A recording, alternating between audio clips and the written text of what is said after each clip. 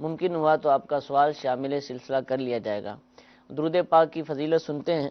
چنانچہ امیر اہل سنت دامت برکاتہم العالیہ اپنے رسالے ضیاء درود و سلام کے صفحہ نمبر 8 پر حدیث پاک نقل فرماتے ہیں کہ قیامت کے روز اللہ عز و جل کے عرش کے سوا کوئی سایہ نہیں ہوگا۔ 3 شخص اللہ عز و جل کے عرش کے سائے میں ہوں گے۔ عرض کی گئی یا رسول اللہ صلی اللہ تعالی علیہ وآلہ وسلم وہ کون لوگ ہوں گے؟ ارشاد فرمایا وہ شخص جو میرے امتی کی پریشانی دور کرے، میری سنت کو زندہ کرنے والا، مجھ پر کثرت سے درود شریف پڑھنے والا۔ صلو علی الحبیب صلی اللہ تعالی علی محمد صلی اللہ تعالی علیہ وآلہ وسلم۔ حضور ایک سوال ہمیں پوچھا گیا ہے کہ نماز جنازہ جو ادا کی جاتی ہے وہ پڑھنے کا طریقہ تو عموماً بیان کر دیا جاتا ہے کہ ثنا کب پڑھنی ہے، درود پاک کب پڑھنا ہے، دعا کون سی پڑھنی ہے، کیسے پڑھنا ہے۔ ایک چیز عموماً بیان نہیں کی جاتی اور اس میں لوگ کنفیوز ہوتے ہیں، اور ہر ایک دیکھا دیکھی کچھ کر رہا ہوتا ہے یا کوئی اپنے تئیں سمجھ کر رہا ہوتا ہے۔ وہ سلام پھیرنے کا طریقہ ہے کہ بعض اوقات جو ہے لوگ پورا سلام پھیر لیتے ہیں پھر ہاتھ چھوڑتے ہیں۔ بعض اوقات کیا ہوتا ہے کہ ایک ہاتھ چھوڑ دیتے ہیں، پھر ایک جانب سلام پھیرتے ہیں، پھر دوسرا چھوڑتے ہیں، پھر دوسری جانب سلام پھیرتے ہیں۔ تو مختلف طریقے ہیں اور شاید ابھی تک یہ واضح نہیں ہے لوگوں پر کہ صحیح طریقہ شریعت کی روشنی میں ہے کیا۔ تو اس کا طریقہ کار آپ ارشاد فرمائیے کہ نماز جنازہ میں سلام کب پھیریں گے اور ہاتھ کب چھوڑیں گے؟ الحمدللہ رب العالمین والصلاة والسلام علی سید الانبیاء والمرسلین، اما بعد فاعوذ باللہ من الشیطان الرجیم، بسم اللہ الرحمن الرحیم۔ نماز جنازہ میں جب چوتھی تکبیر کہیں گے تو اس کے بعد سلام پھیرنے سے پہلے چوتھی تکبیر پہلے کہنی ہے، پھر اس کے بعد جو ہے وہ سلام پھیرنا ہے۔ ٹھیک ہے، تو چوتھی تکبیر کہنے کے بعد ہی دونوں ہاتھ کھول دیں گے۔ صحیح۔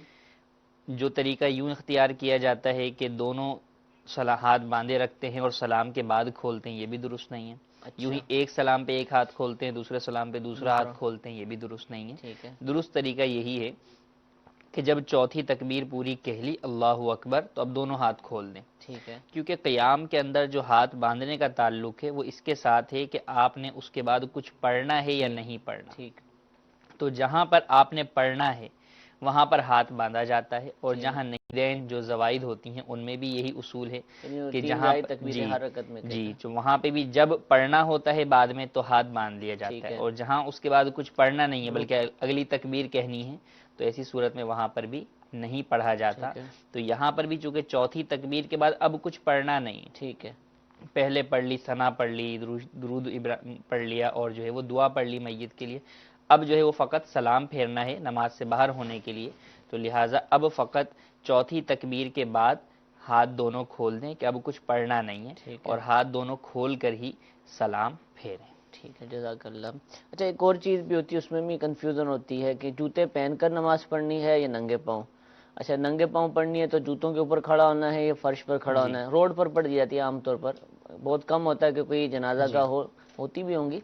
کیا طریقہ ہے اس کا بھی صحیح مسئلہ ارشاد فرما دیں۔ دیکھیں جوتے پہن کر بھی اگر جنازے کی نماز پڑھی تو نماز تو ہو جائے گی، ٹھیک ہے، لیکن جوتے اگر ناپاک ہوئے تو اب ایسی صورت میں نماز نہیں ہوگی، کیونکہ جب یہ جوتے پہنا ہوا ہوگا اور جوتے ہی ناپاک ہیں تو گویا یہ نجاست کا حامل ہے، اٹھائے ہوئے ہے، نجاست اس کے جسم کے ساتھ جو ہے وہ متصل اور منسلک ہے۔ ٹھیک ہے، تو اب اس کی نماز نہیں ہوگی اگر جو ہے وہ نجاست اس کو لگی ہوئی ہے اور درہم یا اس سے زیادہ مقدار میں لگی ہوئی ہے، تو وہ شرعی احکام پاکی ناپاکی کے احکام کے اعتبار سے اس پر لاگو ہوں گے۔ جوتے پاک ہیں تو پہن کر بھی پڑھ سکتے ہیں، اتار کر پڑھ لینا یہ زیادہ بہتر ہے۔ اب اتار کر زمین پر کھڑے ہو کر پڑھیں یا جو ہے وہ جوتوں کے اوپر پاؤں رکھ کر کھڑے ہوں، تو بہتر تو یہ ہے کہ آپ زمین پر جو ہے وہ رکھ کر جو ہے وہ کھڑے ہو جائیں جب زمین پر کوئی ناپاکی وغیرہ اس طرح کی کوئی چیز جو ہے وہ موجود نہیں ہے۔ اب گرمی سردی کا موسم ہے، گرمی میں جو ہے وہ زمین تپ رہی ہے، تو اب کیا کریں؟ تو اگر جوتوں کی ظاہری سطح اوپر والا حصہ جہاں آپ نے پاؤں رکھا ہے وہ اگر پاک ہے تو ایسی صورت میں اس پر پاؤں رکھ کر بھی پڑھا جا سکتا ہے، اگرچہ جوتوں کا نچلا جو حصہ ہے وہ ناپاک ہو، لیکن جو اس کا اوپری حصہ ہے جس پر آپ کا پاؤں آنا ہے وہ پاک ہوگا، تو ایسی صورت میں اگر جوتے کے اوپر بھی پاؤں رکھ کر نماز پڑھ لی تو نماز ادا ہو جائے گی۔ پاک جوتے کون سے ہوتے ہیں؟ جوتے تو گندے ہوتے ہیں، پاک جوتے ناپاک جوتے، یہ پہلی دیکھیں دفعہ گندا ہونا ایک الگ چیز ہے اور پاک اور ناپاک ہونا ایک الگ ہے۔ جیسے کیچڑ کے اندر جو ہے وہ لگ گئے تو اب اگر صاف ستھری مٹی ہے اس کی کیچڑ لگ گئی تو جوتے گندے تو ہو گئے، لیکن ناپاک یہ ضروری نہیں وہ ہے۔ شریعت جس کو جی پاکی شرعی ناپاکی اعتبار کہتی سے ہے، جو پاکی ناپاکی ہے اس میں کوئی نجاست لگی ہو، پیشاب یا دیگر یا گندا پانی جو ہے وہ اس کے اوپر نجس پانی لگا ہو تو وہ جو ہے وہ ناپاک ہوں گے۔